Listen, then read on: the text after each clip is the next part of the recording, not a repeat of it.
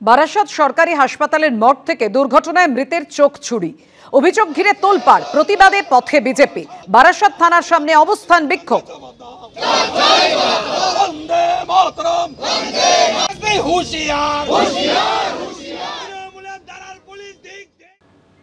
বনগাঁ সভা থেকে এসআইআর এর বিরোধিতায় সরব হলেন মমতা বন্দ্যোপাধ্যায়।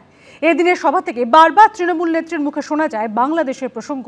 চ্যালেঞ্জে ছুড়ে দেন মমতা বন্দ্যোপাধ্যায়, আর এ নিয়ে পাল্টা জবাব দিয়েছে বিজেপি। এসআইআর এর নামে এনআরসি করার চক্রান্ত, মানছি না, মানব না। কখনো এসআইআর এবং এনআরসি কে জুড়ে বিজেপির বিরুদ্ধে সুর চড়ালেন, কখনো আবার নির্বাচন কমিশনের বিরুদ্ধে অভিযোগ তুললেন। আবার এখন আর্টিফিশিয়াল ইন্টেলিজেন্স, ধরুন আমি মমতা ব্যানার্জি এবং আমার ভোটার লিস্টের সাথে কি করছে, আর একটা মমতা ব্যানার্জির নাম রেখে দিচ্ছে। ফলে অরিজিনাল মমতা ব্যানার্জি যখন ভোট দিতে যাবে তখন দেখবে disallow, she is not original, আর্টিফিশিয়ালটা অরিজিনাল হয়ে গেছে। মতুয়া অধ্যুষিত বনগাঁ সভা থেকে এভাবেই এসআইআর ইস্যুতে সরব হলেন মমতা বন্দ্যোপাধ্যায়। মুখ্যমন্ত্রী মিথ্যাচারে একদম পটু, তিনি মিথ্যার বিভ্রান্তিকর খবর ছড়াচ্ছেন। কোনো এআই এ দরকার হবে না, কিচ্ছু দরকার হবে না। এসআইআরটা হতে দিন, তৃণমূলের বিদায়ের শঙ্খ, বিদায়ের ঢাক এমনি বেজে যাবে। এ রাজ্যে এসআইআর শুরুর অনেক আগে থেকেই তার বিরোধিতায় সরব হয়েছেন মমতা বন্দ্যোপাধ্যায়। बिहार में 40 लाखों का ज्यादा आदमी को नाम निकाल दिया और बंगाल में भी करने वाला है। अगर करेगा तो घेराव कर्मसूची करेंगे, पूरा घेराव होगा, पूरा आंदोलन होगा। हम नाम काटने नहीं देंगे, हम नाम डालने नहीं देंगे डिटेंशन कैंप में। মঙ্গলবার বনগাঁ সভা থেকেও এসআইআর নিয়ে আক্রমণাত্মক অবস্থান নেন তৃণমূল নেত্রী। এসআইআর করতে 3 বছর টাইম লাগে, আমরা কেউ বলিনি তো করতে হবে না। আমরা কি বলেছি, তুমি একটাও জেনুইন ভোটারের নাম বাদ দিতে পারবে না যারা ভোট দিয়েছে। আপনি এসআইআর করুন 3 বছর টাইম নিয়ে, ঘটি বাটি বিক্রি করে সাহায্য করে দেবো। কিন্তু ইলেকশন আসছে বলে 2 মাসের মধ্যে গায়ের জোরে এটা আপনারা করতে পারেন না। মমতা বন্দ্যোপাধ্যায় যখন এসআইআর নিয়ে বিজেপি এবং নির্বাচন কমিশনকে নিশানা করছেন, তখন বিহারে এসআইআর এর প্রসঙ্গ টেনে পাল্টা সরব হয়েছেন সে রাজ্যের বিজেপির সভাপতি। ममता बनर्जी को बिहार से सीख लेना चाहिए।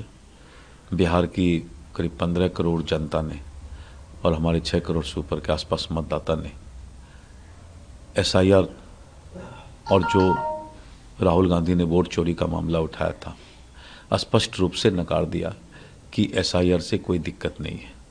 और आपने देखा कि बिहार में बहुत ही अच्छे तरीके से मतदाता सूची का शुद्धिकरण हुआ। মঙ্গলবার বাংলাদেশ সীমান্ত লাগোয়া এলাকার সভা থেকে বারবার তৃণমূল নেত্রীর মুখে শোনা যায় বাংলাদেশের প্রসঙ্গ। যারা ছোটবেলায় বাংলাদেশি ভাষায় কথা বলে অভ্যস্ত, আজকে হঠাৎ করে সে ভাষাটা চেঞ্জ করবে কি করে? বাংলাদেশকে আমি খুব ভালোবাসি দেশ হিসেবে, কারণ কাল আমাদের ভাষা এক। সভা থেকে কার্যত চ্যালেঞ্জও ছুড়ে দেন মমতা বন্দ্যোপাধ্যায়। আমি বাংলাদেশি ভাষায় কথা বলি, আমায় একটু অ্যারেস্ট করুন। ক্ষমতা থাকলে বলুন ফার্স্ট আমায় অ্যারেস্ট করতে, আমি কইতে পারি, আমি বলতেও পারি, আমি বুঝতেও পারি। বাংলাদেশকে যার ভালো লাগে, মুখ্যমন্ত্রীর ভালো লাগে, চলে যাক বাংলাদেশে। আমরা ঢাক ঢোল বাজিয়ে মুখ্যমন্ত্রীকে এপার থেকে ওপারে পাঠিয়ে দেব। যাচ্ছে তো এত অনুপ্রবেশকারী, তাদের সাথে চলে যাক, কিন্তু পশ্চিম বাংলাকে বাংলাদেশ হতে আমরা দেব না। মতুয়া আন্দোলনের সূত্রপাত বাংলাদেশের ফরিদপুরে।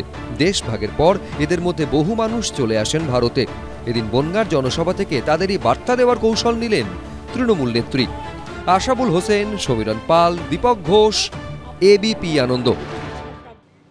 এসআইআর এ বিএলএ 2 এর কাজ নিয়ে অসন্তোষ প্রকাশ করেছিলেন অভিষেক বন্দ্যোপাধ্যায়। তার নির্দেশে মঙ্গলবার উত্তর ও দক্ষিণ কলকাতার তৃণমূল নেতৃত্বকে নিয়ে বৈঠকে বসলেন ফিরহাদ হাকিম ও অরূপ বিশ্বাসরা। এসআইআর এর বিরোধিতায় লাগাতার সুর চড়ালেও তৃণমূলের লক্ষ্য 100% এনুমারেশন ফর্ম জমা দেওয়া। সোমবার দলের নেতাদের নিয়ে ভার্চুয়াল বৈঠকে তা স্পষ্ট করে দিয়েছেন অভিষেক বন্দ্যোপাধ্যায়। তবে সেই সঙ্গে তৃণমূলের বিএলএদের একাংশের ভূমিকা নিয়ে অসন্তোষ প্রকাশ করেন তিনি। সূত্রের দাবি, বৈঠকে অভিষেক বন্দ্যোপাধ্যায় বলেন, উত্তর কলকাতায় 63% BLA2 অ্যাপে নিষ্ক্রিয়। পিছিয়ে রয়েছে বালিগঞ্জ, কলকাতা বন্দর, বেলেঘাটা, এন্টালি, কাশীপুর, বেলগাছিয়া, চৌরঙ্গীর মতো কলকাতার একাধিক গুরুত্বপূর্ণ বিধানসভা কেন্দ্র। মঙ্গলবারই উত্তর ও দক্ষিণ কলকাতার তৃণমূল নেতৃত্বকে নিয়ে বৈঠকে বসার নির্দেশ দেন তিনি। সেই মতো মঙ্গলবার বৈঠক সারলেন ফিরহাদ হাকিম ও অরূপ বিশ্বাস। দক্ষিণ কলকাতার বৈঠকে সুব্রত বক্সী, দেবাশিস কুমার সহ হাজির ছিলেন প্রায় সমস্ত কাউন্সিলর ও পদাধিকারীরা। এখানে পিছিয়ে কেন, মানে পিছিয়ে কারণ আমাদের দিদির দুধের অ্যাপের ক্ষেত্রে আমাদের অনেকেই করতে পারেননি। সেইটা আমরা যে কতটা সংখ্যক কম হয়েছে সেটা আমরা করে দিচ্ছি। ধরুন জ্ঞানেশ কুমারকে চিঠি দেওয়া হয়েছে এসআইআর এর বিরোধিতার জন্য, এসআইআর স্থগিত রাখার জন্য, তার পাশাপাশি এসআইআর এর প্রস্তুতিতেও দল এরকম। তার কারণ আমরা তো বারবার নীতিগতভাবে আমরা বলার চেষ্টা করেছি যে আজকে একটা এসআইআর এর নামে এতগুলো মানুষ মারা গেছে এবং যে তাড়াহুড়ো করা হচ্ছে, এর আগের এসআইআর 2 বছর ধরে হয়েছে। কি কারণে হঠাৎ এত তাড়াতাড়ি কেন, কি প্রয়োজন ছিল, তার কোনো সদুত্তর আমরা এখনো পাইনি। বিএলওরা ইনফরমেশন ফর্ম আপলোড করার সঙ্গে সঙ্গে BLA2-দের সেই তথ্য দিদির দুধ অ্যাপে নথিভুক্ত করতে নির্দেশ দিয়েছে তৃণমূল, যাতে খসড়া তালিকায় কোনো গরমিল হলে সঙ্গে সঙ্গে তা চিহ্নিত করা যায়। সেই কাজ কতদূর এগিয়েছে তা নিয়ে বিস্তারিত আলোচনা হয় বৈঠকে। আমার এলাকায় বলতে গেলে আমরা মানুষের যেভাবে মানে একটা ভয় কিংবা আতঙ্ক কিংবা না বুঝতে পারার এই যে বিষয় পরিস্থিতি ছিল, তাতে আমরা কিন্তু পুরো দমে তাদের সঙ্গে কাজ করেছি। জিততে না পারার জন্যে প্রতি নির্বাচনে একটা করে অস্ত্র তারা খোঁজেন এবং এবার তারা মনে করছেন বোধহয় এসআইআর তাদের পার করিয়ে দেবে। সেটাই আমার মনে হয়, ওই যে গেলবার CA NRC পার করিয়ে দেবে। এসআইআর নিয়ে সাংসদ বিধায়কদেরও একেবারে কড়া টাস্ক বেঁধে দিয়েছেন অভিষেক বন্দ্যোপাধ্যায়। সূত্রের দাবি, নেতাদের তালিকা তৈরি করে টানা 9 দিন জেলায় থাকার নির্দেশ দিয়েছেন তৃণমূলের সর্বভারতীয় সাধারণ সম্পাদক। এই দলের মধ্যে সব যাতে ঠিকঠাক থাকে, দলের মধ্যে একটু আলোচনা, মানে আলাপ আলোচনা। তৃণমূলের এই তৎপরতা নিয়ে বিজেপির গলায় অবশ্য শোনা গেছে কটাক্ষের সুর।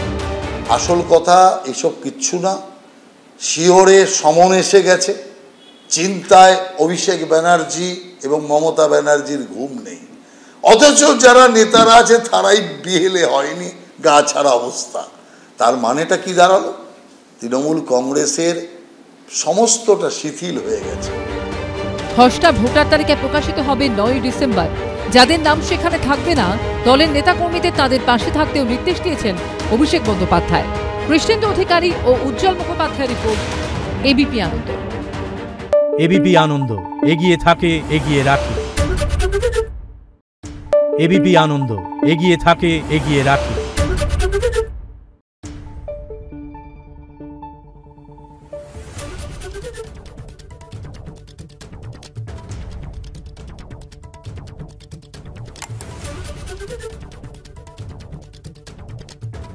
Thank you.